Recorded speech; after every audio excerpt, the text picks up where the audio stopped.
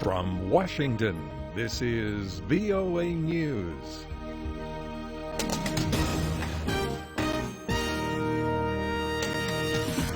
I'm David DeForest reporting. A military spokesman tells reporters that Iraqi troops killed 8 Islamic State militants in the newly recaptured neighborhood of Gogjali in Mosul. Meanwhile, hundreds of people from the adjacent neighborhood of al-Samah streamed out of that area, some holding white flags. The United Nations Security Council is concerned about reports that Islamic State forces are removing civilians from their homes in Mosul and relocating them to places where they are being used as human shields. The Russian Defense Ministry said Wednesday it would observe a humanitarian pause on Friday to allow both rebels and civilians to leave the embattled Syrian city of Aleppo. A Russian spokesman says the moratorium has been approved by Syrian officials.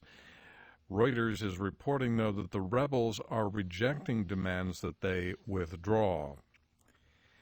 The United Nations says the French and British governments have failed to meet their obligations to the children who had been living in the Calais migrant camp.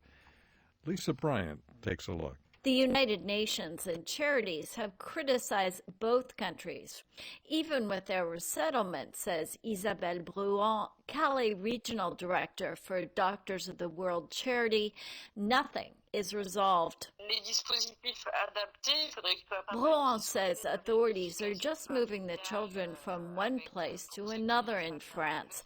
But Save the Children humanitarian advisor Dorothy Sang welcomed the move. We will be watching over the next few weeks to make sure that this is really all done in the best interests of children. The youngsters count among more than 6,000 migrants evacuated from a vast tent camp at the edge of Calais. Lisa Bryant, Paris. This is VOA News. Republican Donald Trump and Democrat Hillary Clinton are accusing each other of being unfit for the U.S. presidency.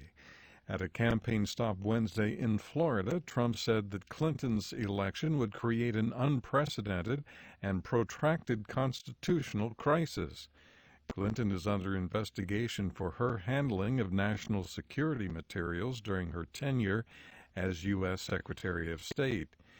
Trump told voters he is the candidate of the future. I'm tired of politicians telling Americans to defer their dreams to another day when they really mean another decade. America is tired of waiting. The moment is now. All we have to do is stop believing in our failed politicians and start believing in each other and in our country. Meanwhile, Clinton headed Wednesday to the western state of Arizona. She's hoping that a growing Hispanic population there will give her a chance to win. Hispanics generally are opposed to Trump's immigration proposals. Arizona has voted Republican in presidential elections in 15 of the last 16 elections. Clinton also planned to campaign in Nevada. Meanwhile, U.S. President Barack Obama on the campaign trail says he believes the republic is at risk if Donald Trump wins next week's election. This should not be a controversial claim. It really shouldn't. I mean, it's strange how over time what is crazy gets normalized. Mr. Clinton was campaigning for Clinton in North Carolina. Meanwhile, the latest Washington Post ABC News opinion poll shows the race deadlocked at 46% each. Top officials of the U.S. Central Bank voted to keep interest rates at a low level where they have been for nearly a year. The Federal Reserve said the job market continues improving, household spending is rising, but business investment is weak and the rate of inflation remains below target. Police in South Africa's capital fired rubber bullets Wednesday to disperse protesters who gathered near President Jacob Zuma's office demanding that he resign.